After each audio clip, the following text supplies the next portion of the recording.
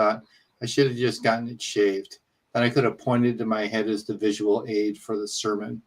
But I wasn't thinking far enough in advance. Well, hello. Hello, Henry. Hey, Henry is back Jonathan, with can you us. hear me? Yes, we can. Okay, good. Yep. My microphone doesn't always work. I'm going to have to step out one of these minutes here. I was muted. Good gracious. Sorry, Jason. So many bad things. I don't know how I ended up Welcome muted. to everybody. But also, I didn't push the go live button whenever we had the music going. Maybe we should turn the music on again. Oh, just checking. Well, you got to step out. I was like, where's the counter? Yeah, I'm sorry, Jason. Yeah. Anyway, so it feels like it's been much longer than a week. I have to tell you, this has been a long week in my side of the world. With this has been serious bombing. Yeah, this is stuff that brings down buildings. This is not fun ones. So we've all been we've spent the last week in bomb shelters most of the time. So that's fun. But today's been pretty quiet, and we'll hope that we stay quiet for now while we can do our lesson. What do you think? I think I'll be right back momentarily. After these messages, John will be right back. I remember that Saturday morning cartoon. Does Colton remember?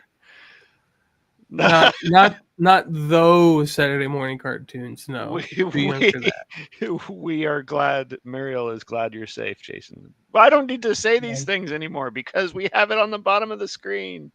Look at that. Yeah. When we were kids, there were a couple of things that we heard a lot that got drilled into our heads. First off, if we stayed up late enough, you always heard the evening news, 10 o'clock. And before the news started, they would say, it's 10 o'clock. Do you know where your children are? Yeah. And that is something that stuck with me until today. And also this, the Tootsie Pop thing. How many licks does it take to get to the Tootsie Roll Center or Tootsie Pop? You know, that one and the one I just said. So we know right now we have Muriel with us, and we also have Michael with us. If anybody else is out there and wants to say, hey, please do so. It's nice to have you guys with us. We are continuing in our reading, and as we start, we're happy to have Henry back with us.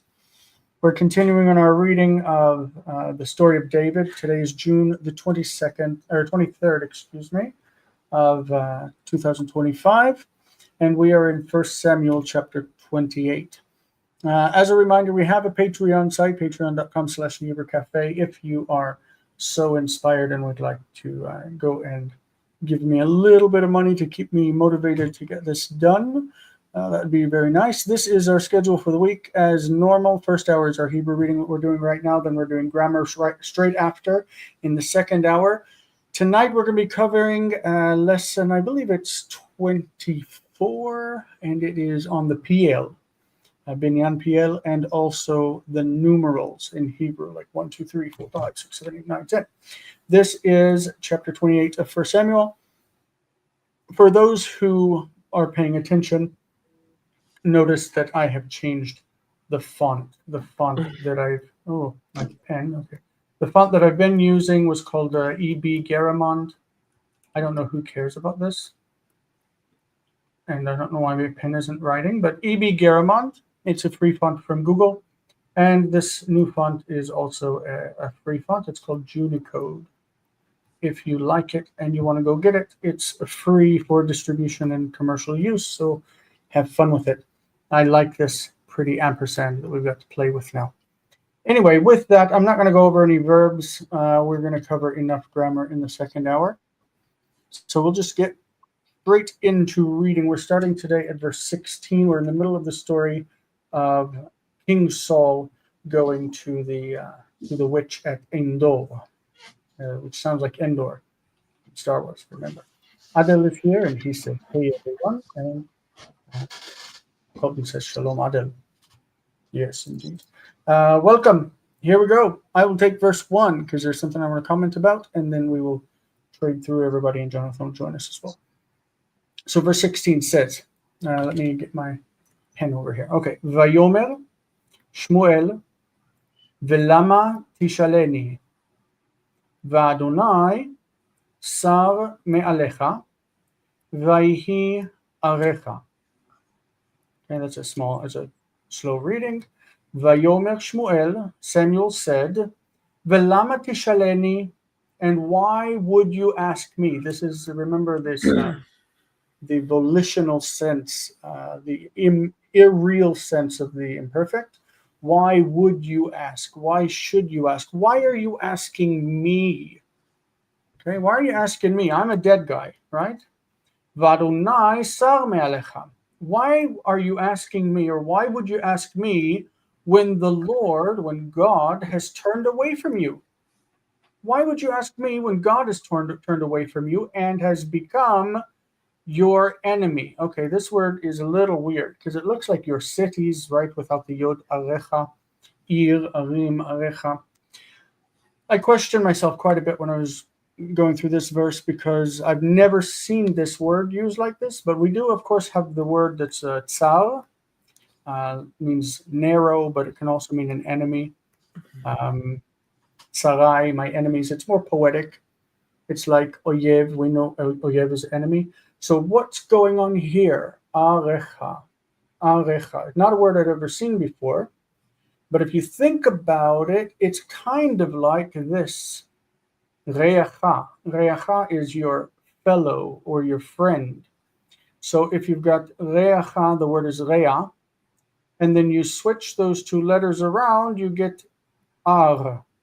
So rea is a friend, and ar is the opposite. It's turned around. It's reversed.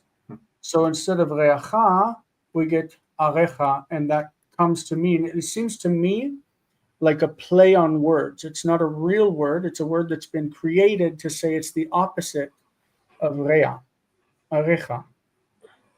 If you think about it also, rea is also the root that's related to evil. It's so you can feel it, even though I've never seen this word before. It doesn't appear anywhere else in the Hebrew Bible, as far as I know. But what do you guys think about that?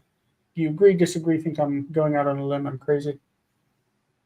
Well, I can neither confirm nor deny that you're going out on a limb and are crazy, but I will say I'm looking at BDB, HALOT, and the Dictionary of Classical Hebrew.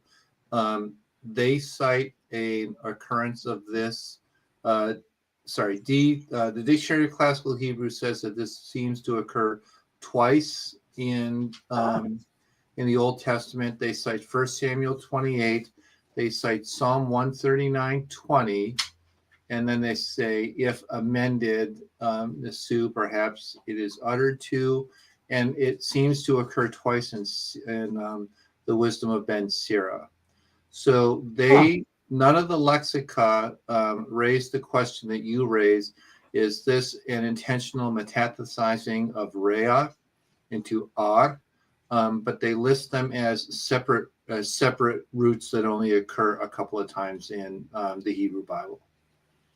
No, This cool. was one of the words. I see in Halot that it said in the very last comment, Psalm 139:20, for arecha with yod, it says it's probably supposed to be amended to alecha, against you or on you. Could be. So, and this was one of the words that definitely bothered me in my reading of this passage. Yeah, but I think at least it's a creative solution to the question, even if it's not true. So. Since when do things have to be true in this day and age? No, as long as it means something to you, it doesn't matter where it came from. The other thing that I noticed in this verse is the presence of the vav conjunction before lama. And when I went back to verse 15, the structure of the introductions is very similar. Vayomer Shemuel el Shaul lama, and now it's Vayomer Shemuel the lama. And so I wonder if the better translation in verse 16 is not he said, but he continued, and why have you asked me? I'm not. So it's like Lama Hir Gaztani. So you're connecting them. Lama Hir Gaztani, Lama and Tishaleni. Yeah, the lama and the lama. So it continues the speech that began in verse 15, but then Vayomer Shemuel in verse 16 isn't starting a new report of his speech, but is continuing the one in verse 15. Because the use of the conjunction after a verb of speaking strikes me as odd. I don't know how often that occurs, and I don't have the time to look it up today, but it just strikes me as odd that there is a conjunction following a verb of speaking in verse 16. Yeah. I should, I guess, remark about the verb. The verb is tishaleni. This is kal, Mm-hmm. and the verb is sha'al, like Right. ask, he asked. So the future, the imperfect tish'al, you will ask or you should ask, something of that nature. And then the suffix that's added to it is any, which means me. Why would you ask me? Why should you Right. ask me? I think it's a good idea to break down the verbs a little bit. All right, Yeah. verse 17. Who wants to grab that one? Who just went? I am Me. back. I can do verse 7. Oh, Vayas Adonai lo ka'asher diber biyadi, vayikra Adonai et ha'mamlacha miyadecha. Did I say that wrong? Not miyadecha, Yes. but Oh, the accent in the wrong place. Sorry. Miyadecha, vayitana lo re'aka le David. l'reacha, l'David. Loreacha le David. And God has done. It's weird, isn't it? Yeah. And God has done for him or to him, which is weird because it should be to you. But anyway, for God has done to him just as he has proclaimed or spoken through me. And the Lord has torn the kingdom from your hand and has given it to your, however we want to translate neighbor, given it to your compatriot David. compatriot. It's nice. He's old school. Your fellow. Yeah. No, I liked it. Anyway, however, Rhea has a lot of different nuances. So in verse 16, by the way, you will notice that it says that there are a few manuscripts that instead of saying vilama, just say lama. Yeah, that's what I would expect. And, but vilama is the harder reading. It's Mhm. easy to understand why someone would take the vav away, but it's a lot harder to explain why someone would put it back. Yeah. According to the Septuagint here, and it says the Syriac apparently, it says instead of arecha, your enemy that we're assuming, it says metatu plesionsu, it means with your neighbor. So the Lord has turned away from you and is with your fellow. Or the Aquila and Theodosian reading say katasu, which means the Lord has turned away from you and has come against you. Katasu, against you. Okay. In verse 17, we see Vayas Adonai lo, the Lord has done to him, but a few manuscripts say the Lord has done to you according to what he has spoken by my hand. Right. And he's taken the kingdom from your hand and has given it to your fellow. Right. This writing is a mess. Yeah, there's a bunch of problems in the text here. Yeah. But that's okay. We still love you, text. Some of us. Yeah, verse 18. Yeah. Jonathan just says it's bad writing. No, that's not what I said this time. I said it's a mess, which is also something my professor would say. Yeah. All right. So who's reading next? 18. Should we just go down the screen? Sure. I moved it to bottom just because. Yeah. Yeah, because I came in late. I was punished. That's the digital equivalent of go sit in the corner. Move down the screen. quite literally in this. Yeah. כאשר לא שמעת בקול אדוני, ולא עשית הרון אפו בעמלך, על כן הדבר הזה עשה לך אדוני היום הזה. And since you did not heed the voice of the Lord, and you did not perform the wrath of his anger upon Amalek, therefore this thing the Lord has done to you this day. Mm-hmm. So shamata is pretty straightforward. Asita is pretty straightforward. Both of those are kal. Both of those are second masculine singular. Mm-hmm. Wow, my pen is not working. Second masculine singular. Both of those are the perfect. One means you have heard, but it's negated. You haven't heard, which means you haven't obeyed the voice of the Lord. And this one is you haven't done. You haven't performed God's anger. You haven't carried out God's anger against Amalek. Amalek, the great enemy of the Jewish people. Mm. Therefore, the Lord has done. What's that? Can I ask a quick question about Ka'ashir?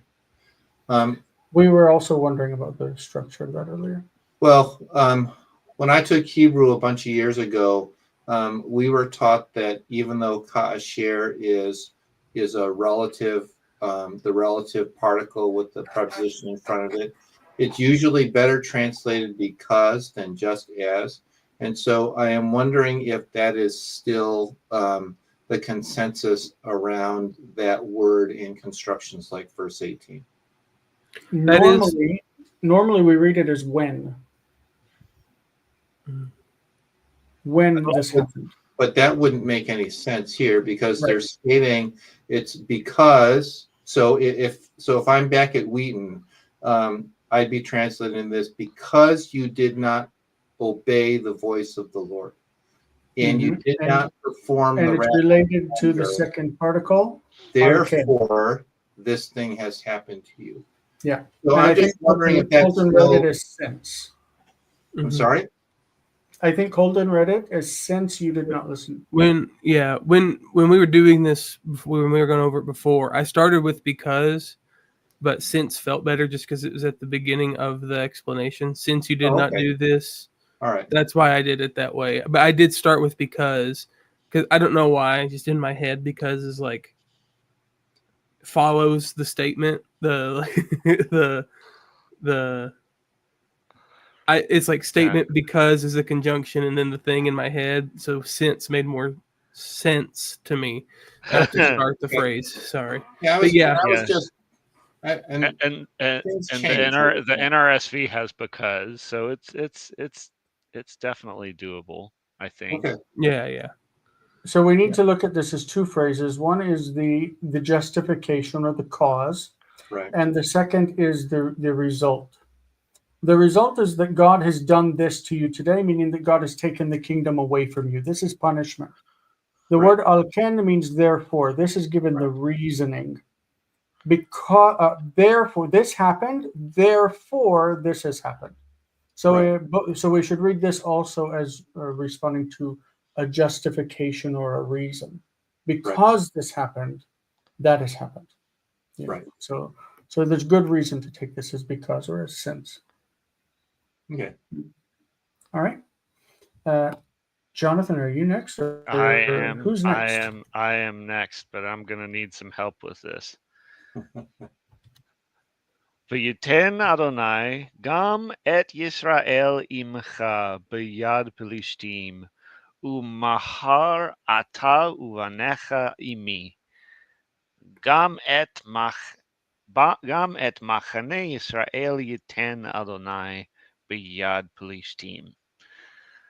Lots going on. There are obvious textual problems in this text, in this verse also. Yep. So we start with the jussive. So since you didn't do these things, I think this is a Adonai, simple veyikpol as just yeah. Oh, yeah. Okay, so just as a future, Mhm. It could be, yeah. Or you could do adjustive. You could say, "May the Lord give." At least up until that point, you can. But then once you hit this, it all goes to Sheol appropriately. Uh, Nice Gam pun. et Yisrael. Thank you very much. Also, Israel with you by the hand of the Philistines, and then I'm not sure what to Into do the with the hands. Okay, machar. Or the yeah, Lord sorry, will in put, the Lord or will give Israel with you into the hands of the Philistines. into That's the the hands of the Philistines. and Not tomorrow, umachar.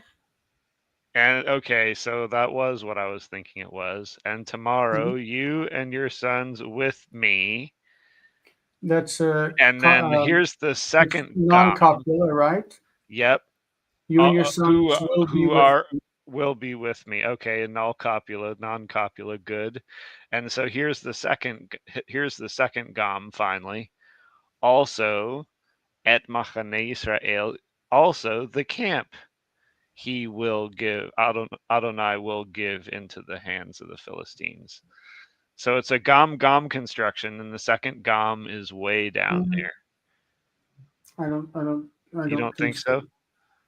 I think the gam here goes with imcha, and the gam here is just problematic. Whoa. The second gam goes with what? With He was Emi? saying that God will give also both this and that, but it's both Israel and the camp of Israel. That doesn't make sense. It doesn't Okay, make sense. it needs to And break. it says, oh, this says, oh, the NRSV does something Okay, cagey. so this is how it's The suggested NRSV to says the army of Israel. the camp of Israel, the army of Well, Israel. yeah, It's the well, that same would thing. Yeah. make sense. So this Okay, so we all should right. break it here. We should break it, and instead of imi, we're probably supposed to read imcha. Okay, Oh so what no, we have, it says the Lord will give also Israel with you in the hands of the Philistines. That means God will turn you over to them. You're going to lose. right. And tomorrow, you and your sons with you, also the camp of Israel. There's a vegam in the notation in BHS. Vegam et machane Yisrael yiten Adonai biyad Plishtim. So As it's written, it says that you and your sons will be with me, Right. yeah, meaning that they will be dead. So Right. the NRSV opted to not try to do anything with the text critical notes and just make sense of it as it was on the page. Right. What's the So that's problem with interesting. saying? What's the problem with saying? So God will give Israel, the Israel that's with you into the hand of the Philistines. Tomorrow, you and your sons will die and be with me, and also the camp, the army, the whatever of Israel, God will give into the hand of the Philistines. It doesn't seem to me that there's a reason for turning Imi into Imcha. So Henry Well, and I are on the NRSV side, and Jason is on look at the Lucianic recension. It says Oh, well, metasu. okay. So there is a reason. Yeah. It's just not in the Hebrew text. So Okay, the but I'm NRSV. saying that right. But my point is, I don't see that the Hebrew text is opaque. It is when I read this earlier today, I thought it's a little weird that we have gam and not vagam. We have gam here, but I didn't think much about the tomorrow you and your sons will be with me because you're going to die in battle. I mean, that part's not said, but that's what seems to be assumed by that clause. I think you could do both. Or not do both, but I think you could do one or the other. I think they're both valid ways to look at it. And I think that's what the NRSV tried to do. They're like, well, let's just try to make sense of the text on the page on this one. It says that there are two manuscripts that don't say umachal, they just say machal. So we could read it like this. And the Lord will give also Israel with you in the hand of the Philistines tomorrow, you and your sons with you. because he says Israel with you, then he says you and your sons with you. Maybe. Yeah. Yes, it's Maybe. possible.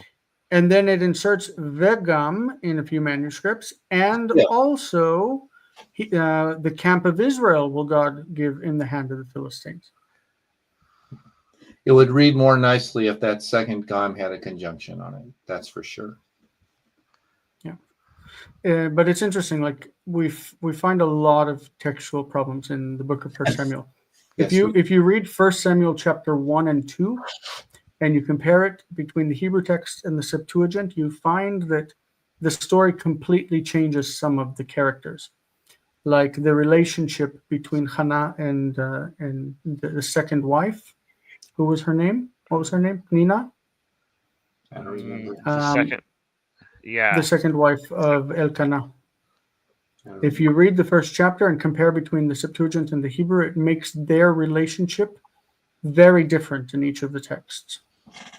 But we're not going to be doing that right now. But anyway, the point is that there are a lot of textual problems in the book of First Samuel, and we kind of just have to, as long as we understand what the variants are saying to us, then we can move on. Any questions from anybody out in the audience? Please post them, and we will try to address them. We have 8, and we're not using my Facebook, so this is a good crowd. Hello, Indeed. everybody watching. Do you want to put Colton back on stage when he comes back? Yes. Keep an eye out for him. Yeah. So verse 20 is going to start with a verb that we will look at in the next hour because it's a PL verb and it is common. Vayemaher, maher, miher, mihar. Vayemaher, he hurried.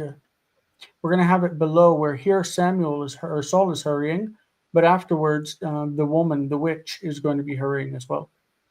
Vayemaher Shaul, vayipol melo komato arza.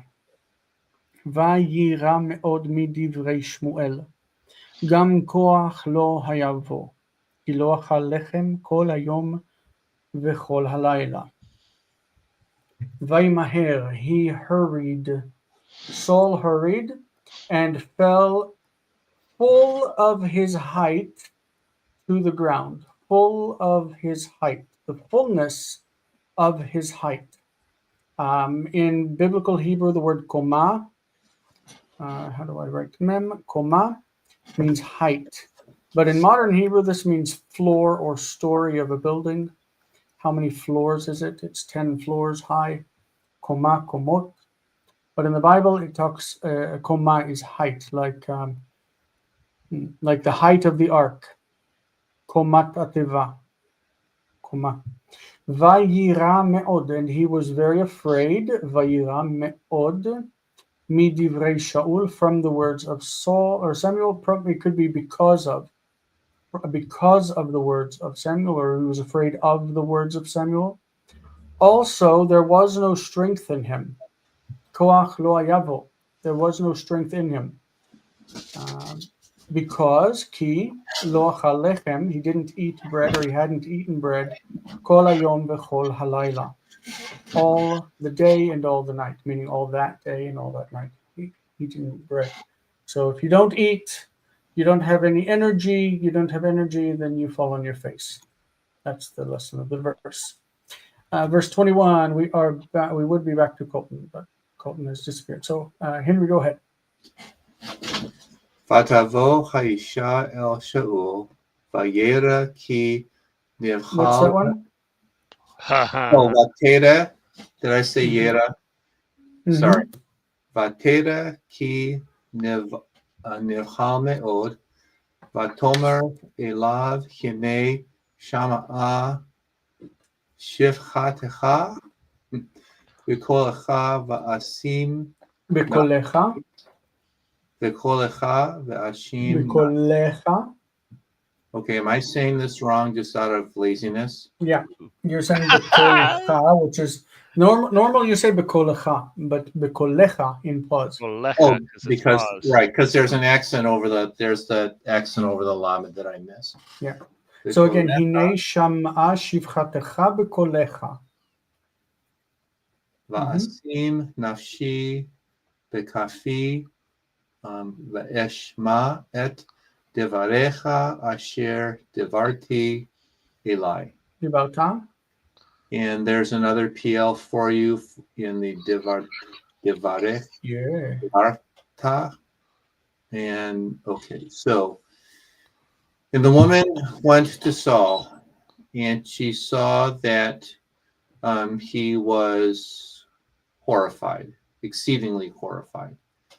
And she said to him, behold, your servant heard your voice, and I put Which my means, what does it mean?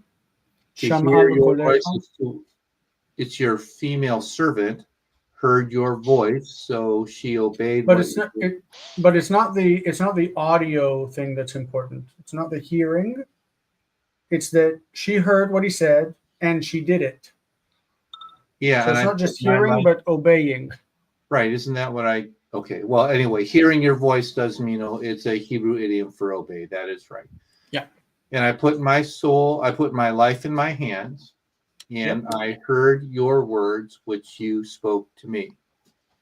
Yep, I obeyed your words, which you spoke to me. Yeah. What words were those? What did she obey? Those were the ones in the beginning of the chapter asking him to call up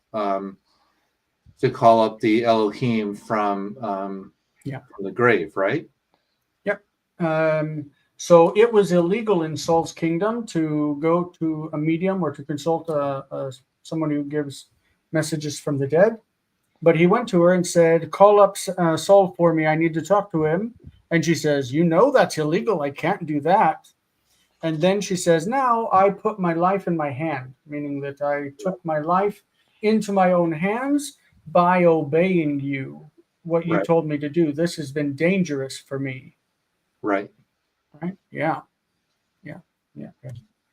Good. Is Colton back? Colton is back. Yes, he is. Howdy. I be here. Howdy. You be here. 22. Mm-hmm. ואתה שמענה גם אתה בכל שפחתך ואשימה לפניך פת לחם, לפניך פת לחם ואכול ויהי בך כוח כי תלך בדרך. Sorry. Now here I even you, like also you. Now you hear me. Listen to the voice of your maidservant, and I will set before you a pot, A morsel of bread. a morsel of bread, and eat it. And what is ve'echol? It's the imperative. Imperative echol. Echol. So ve'echol. Great. Yeah. And eat. And eat it, so that you may gain strength, so that there may be strength in you, that you may and go what is the on form your of way. vihi? Do what? What is the form of vihi? It's the Joseph. Woo! Yeah. What would it be without the vav conjunction?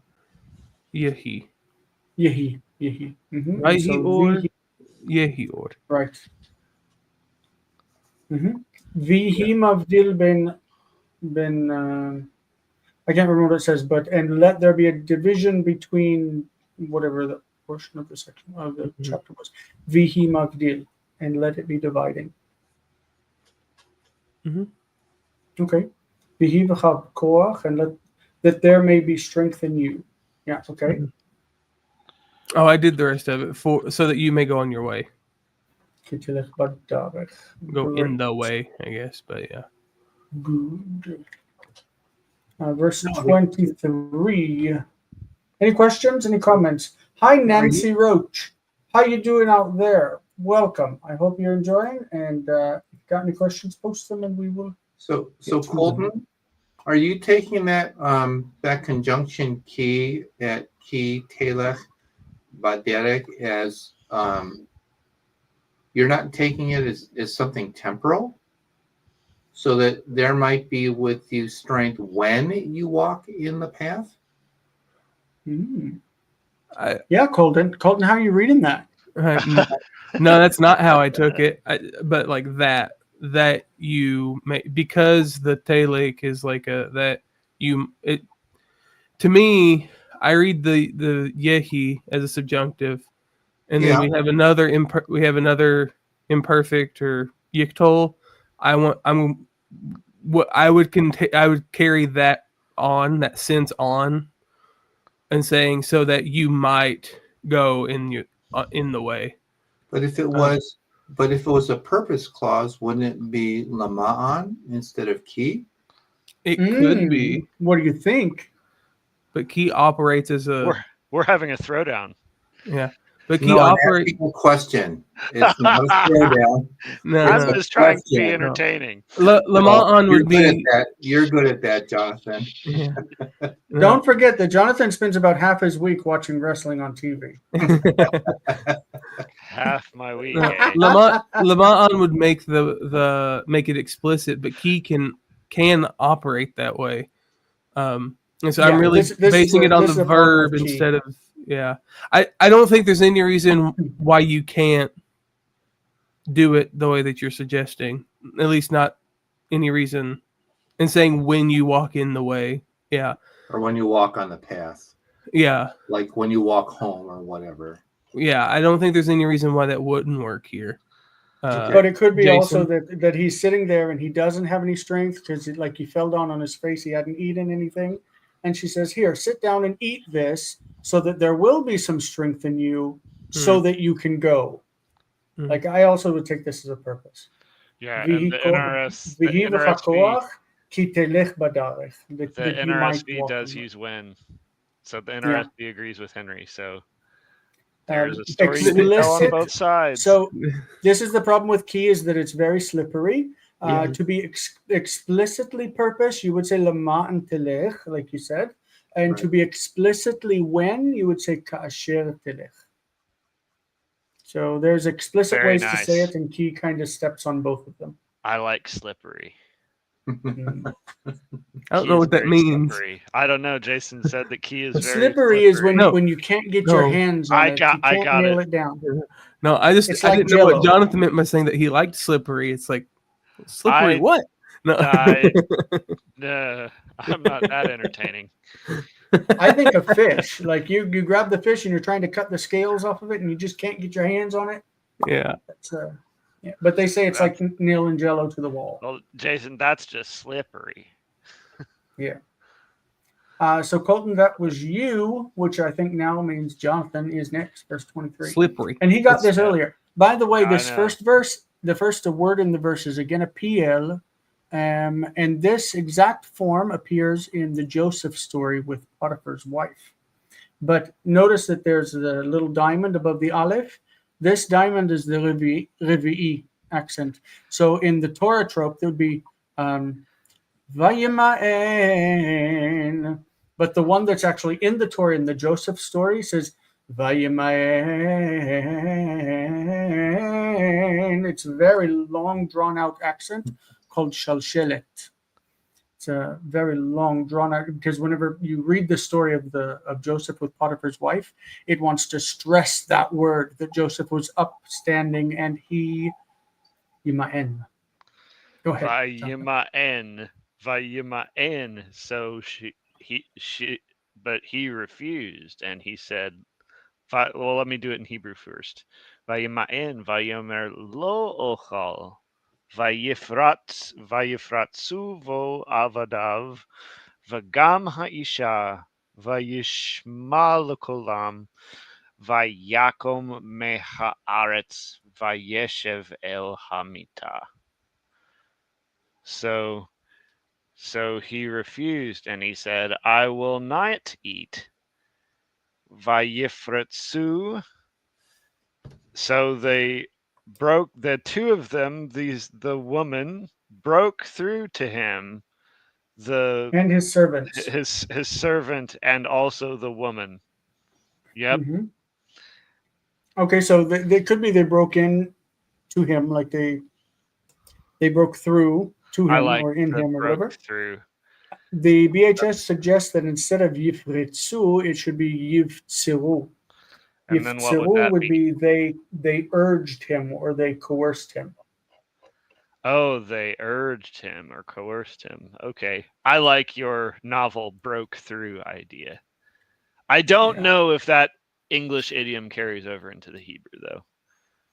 But So they broke through to him or they coerced him, his servants, Mhm. the woman, his servants and and the woman, he Vayishma, and he listened to their voice. mhm, And he got up from the land, and he dwelled in the not dwelled, or he sat sat. on his couch, on the couch actually, not his couch. Maybe couch. We normally translate mita as bed. Yeah. Would people have slept on a couch as a bed? I don't know. Did people even have couches back then? That's a good question. Did people have According beds back then? according Maybe to they had le- only couches. according to lexicographers, they did because it's glossed secondarily as bed and primarily as couch. Huh. Well, I I'd don't know how love to take it off. people arranged their houses back then. I'd love to see some archaeological evidence of what a couch looked like back in the late second, early first millennium. That would be fun. Yeah, wouldn't like we can imagine how the Romans did it, where they had these like nice looking couches, right, that they would lounge on and sleep on. Fantastic. But I don't know what it was like for ancient Israelites. They just had futons everywhere. Yeah. Um, and that Mei Haaretz, that's got to be he got up from the ground, right? it? Yeah. No, oh, it's yeah. he arose from Israel. That's every From the time you see land he was in. Haaretz, Excuse, he every rose time from you see Israel. Haaretz, it means Israel. Yeah, yeah. So Because you're, that's what we call Israel, Haaretz. but didn't he just throw himself face down on the Aretz? Yes, all 5 his verses full ago? stature, the fullness of his stature fell to the ground. Right. So Yeah, would so now that he's also be now he's ground gotten up from the here? ground. Yes, Okay. absolutely. Okay. Yes. The translation earth was just a little jarring when I heard Yes, he got up from the earth and went to the moon. it. Yeah. NRSV also has ground. So not that the NRSV is infallible. You worship the NRSV, don't you? It is the standard academic translation at the moment. Mhm. I think so. What about the legacy standard? That's Let's look just to be fun, shall we? So the JPS translation of 1985 says he got up from the ground and sat on the bed. Jason, I think he just killed your argument. why? Because That's it's what it means. the JPS. No, but it's the But JPS. it means that's what it means. He got up from the ground Oh. and sat down at the bed. Okay. I don't know if it means he sat on the bed. Maybe El should be No, read as Al. didn't you say it meant Israel though? I'm confused. Maybe I'm Man, forgetting the something. sarcasm I was went over your joking. head, didn't it? I was Okay, good. joking. It sure as heck did. Yeah. Yeah. So Vayeshev Thank you, Al Paul. Hamita would make sense. He sat down. Sorry, on I the didn't mean bed. to sound so snide about that. No, yes, you did, and it's totally warranted. It looks like a mixture of wording here. Like Vayeshev El Hamita looks like it could be Vayeshev Al Hamita. He sat on the bed, or Vayashov El Hamita. He returned to the bed. But didn't he just go to the witch's house? Why would he sit down on her bed? Where else Is would he it common sit? to sit down on other people's beds? He could sit on a chair. You go to people's houses and sit on their beds? That's not normal. I don't have my Life in Biblical Israel book here by Larry Steger, or else and Philip King. Philip King, is that his name? I don't have it handy, so I can't just look at it. Well, I think it would be weird to go to somebody's house and sit on their bed. Yeah, But I'm then sure there's if a it lot of means things couch, that were weird that they did back then. You know, Yeah. I can't put my finger on any references right now, but it seems like the phrase "sitting on the bed" it does not strike me as an odd one. I have a sense that I have read it, but maybe in the Joseph story, when I know that in the story of Jacob, when he was old and blind, and it says that he sat on the head of the bed. when he was Or well, maybe it was so, Jacob. It was Israel when he heard about Joseph being alive, I think. so that would have been as towards the end of the Joseph story. Okay. Yeah. Anyway, probably right. I can't put my finger on any other passages, but it does not strike me as unusual. It is not jarring to me to think that he may have been sitting on the bed. Well, I wouldn't go sitting on strange people's beds. You're also 3,000 years past the socio-historical time of the story, right? Yeah, Yeah. at least So, who read just now? Jonathan? that would me. So it's you. All right. next. ולאישה עגל מרבק בבית, ותמהר, that's the we had before, וימהר, he hurried, now it's she hurried, ותספחהו, ותיקח קמח ותלוש, ותופהו מצות. Okay, so, and the woman had a fattened calf at home, or in the house. I guess they kept animals in the house and let strange men sit on their beds. And she hurried and sacrificed it. Probably doesn't mean she went to an altar and sacrificed it, means she slaughtered it. Yeah. And she took flour and she kneaded, meaning she made bread out of the flour. It's kind of funny because you would think that this would all take a long time to slaughter an animal, to drain its blood, to cook it. This would all be a week-long process, right? But anyway, she took flour and kneaded it, and she baked it matzot. She baked matzot out of it. Yeah, Matzot are like flat bread. I don't know how she could hurry and do all of that. But good luck to her. Apparently, But she's very talented. isn't that what Abraham and Sarah did with the three visitors in Genesis 18? Yes. So I don't. There are a couple of problems.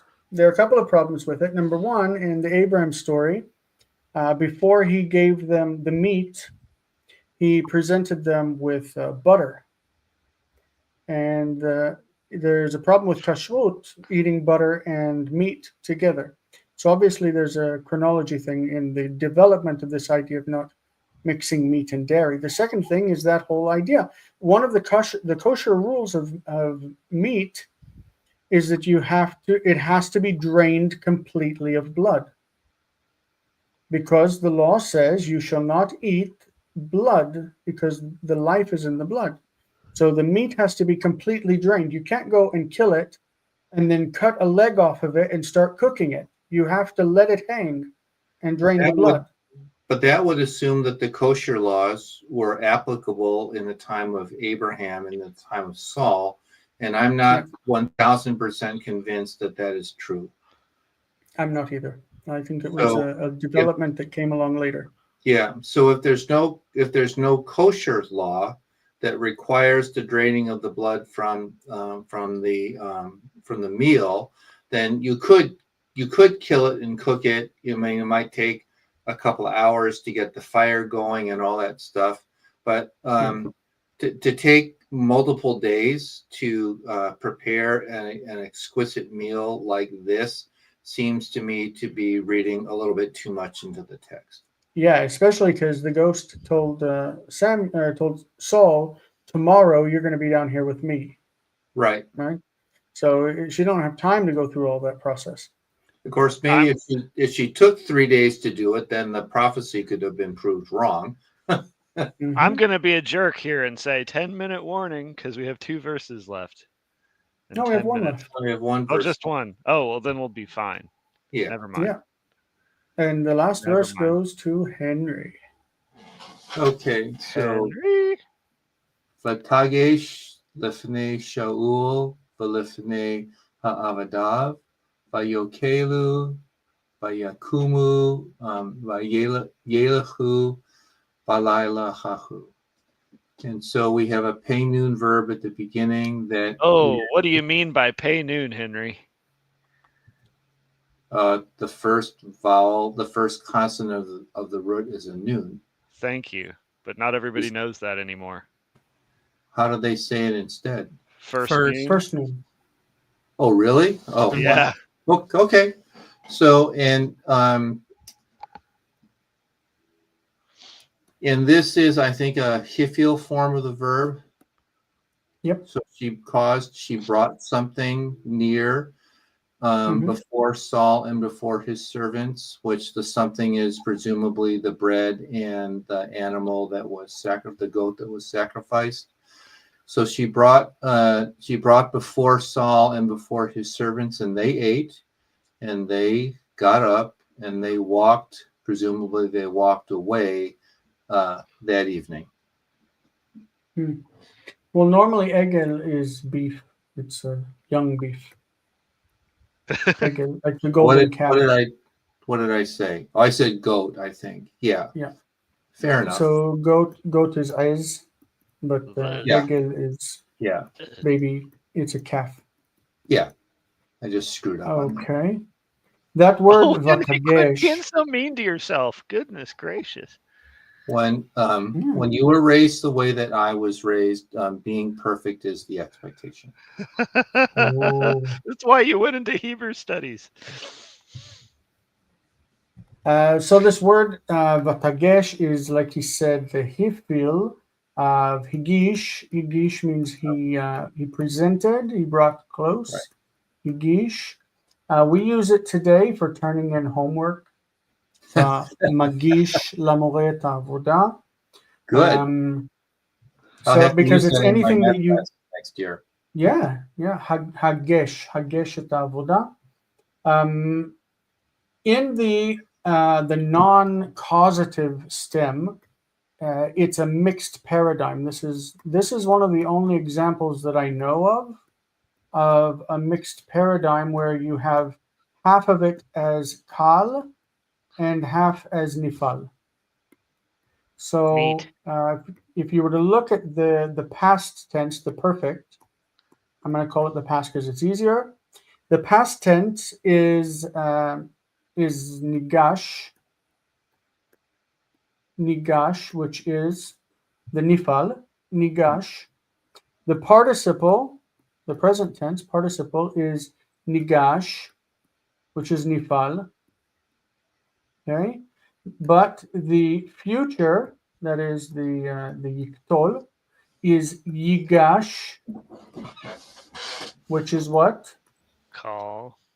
Kal, because it's like yiktal, and the noon has been assimilated. Yingash is kal, yigash, and the imperative is also kal. You say gash, Oh, come, gosh. like comes close, come here, gash elai, come to me, gash elai. So the future and imperative are, this is imperative. The future and imperative are kal, but the past and the participle are nifal. So I came close in the past, nigashti. Hu nigash, anachnu nigashnu. So it's a mixed paradigm in the non-causative stem, and I don't know why, but it's certainly fascinating. Did you guys know that? I did not. Yeah. But the Hifil is standard.